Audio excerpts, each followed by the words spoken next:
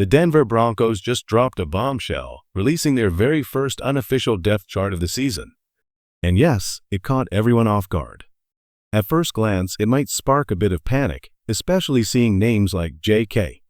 Dobbins listed as RB1, while rookies like Jaleel McLaughlin, Audric Esteen, Bucky Irving, Blake Watson, and R.J. Harvey are buried deep at the bottom, with Harvey sitting at RB6.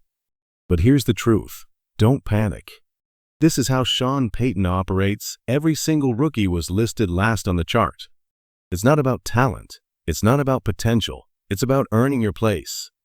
This is a message, a challenge, a fire lit under every young player's feet. And if you followed Payton over the years, he's done this before. Even a player like Jonah Ellis, a promising rookie, found himself at the very bottom of the linebacker rotation. Same pattern, same purpose. This depth chart isn't a verdict, it's a test. It's Sean Payton telling these rookies, prove you belong, show me you can fight. Earn it. Broncos country, this isn't a moment for doubt, it's the calm before the storm.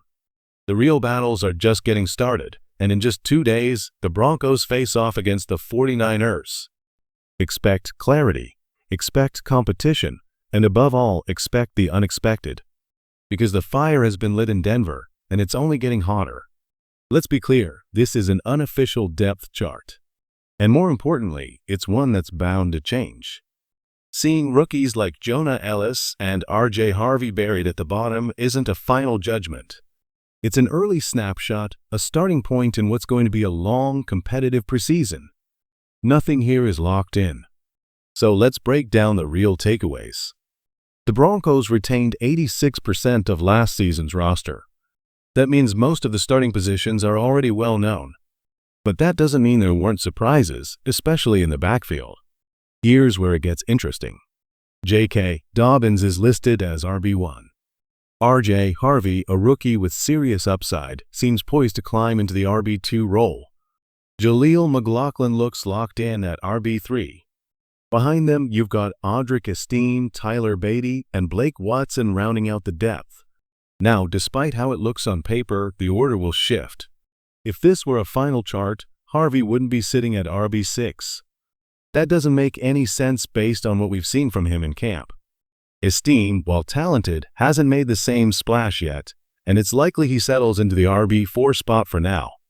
So if you're wondering what the true RB pecking order might look like heading into Week 1, here's the projection. J.K. Dobbins, R.J. Harvey, Jaleel McLaughlin, Audric Esteen. No panic, no overreaction, just perspective. This isn't the final chapter, it's the opening line. And the real fight for the depth chart has only just begun. Let's pivot from speculation to projection. Yes, the running back depth is deep and fascinating, but here's the real question. Which Broncos running back are you most excited to watch this season?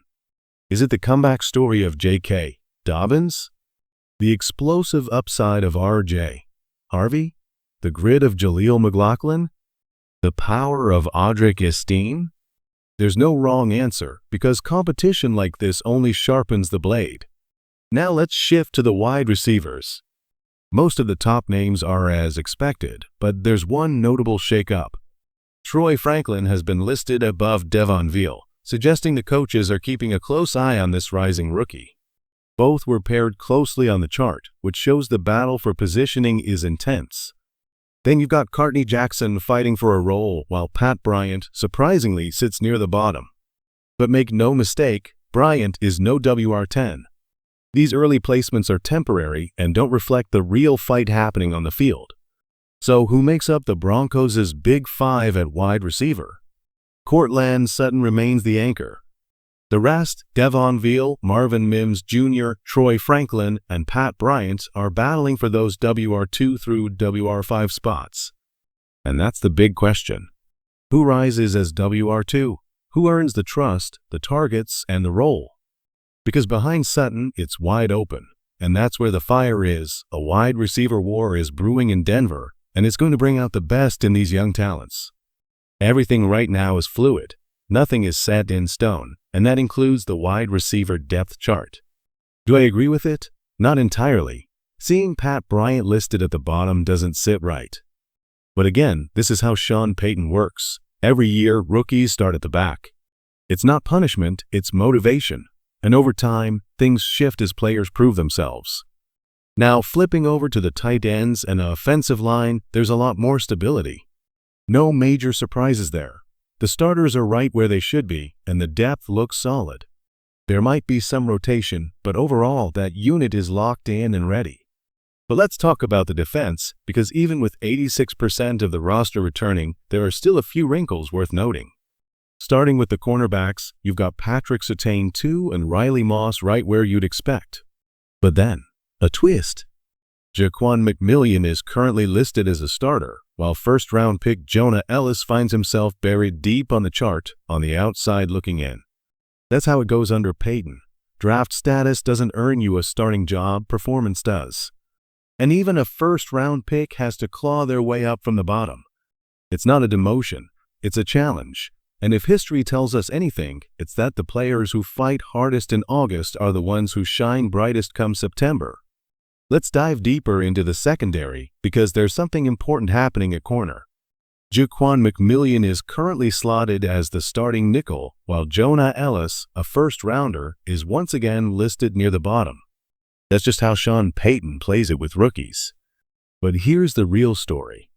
Chris Abrams-Draine is now listed as the number 2 corner behind Riley Moss, and that's huge.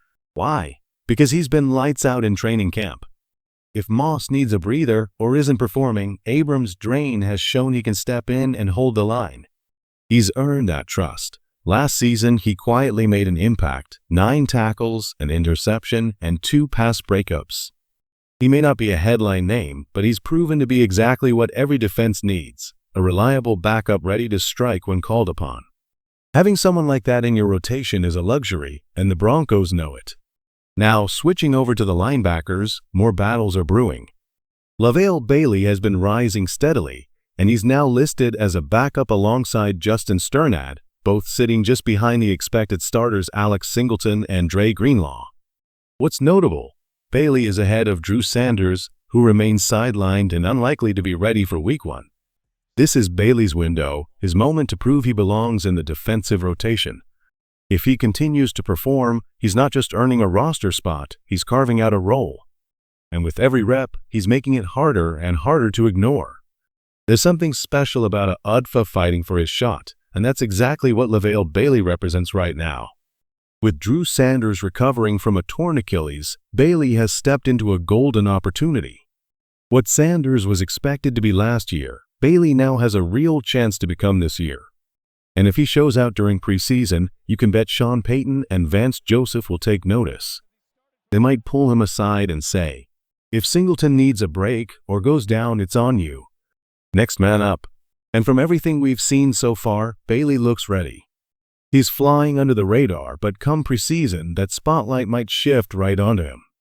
He's absolutely a defensive player to watch in these upcoming games. Now let's turn our focus to the safety unit, where the battles are just as fierce. PJ Locke has secured the S3 spot solid and steady, but behind him there's been a bit of a shakeup. Devin Key has jumped into the S4 slot, just behind Brandon Jones. And further down, you'll find Sam Franklin Jr. and Delaren Turner-Yell, 2 players with potential but currently sitting at the bottom. The reality is harsh. With the talent and depth in this Broncos secondary, not everyone can rise to the top. Some names will fall, not because they lack skill, but because the competition is just that deep. Every rep, every snap, every special teams play, it matters. Because in Denver's defense, the standard is sky high. At one point, it looked like Devin Key might grab the number 3 safety spot, but right now, that belongs firmly to PJ Locke. And honestly, that's the right call. With Brandon Jones and Talanoa Hufanga as the starting duo, Denver's safety room is stacked with a mix of proven veterans and hungry backups. Locke and Key rounding out that rotation gives the Broncos solid depth at one of the most critical positions on the field. This group might not get as much spotlight as the corners or pass rushers, but make no mistake, these safeties will be game changers when the season begins.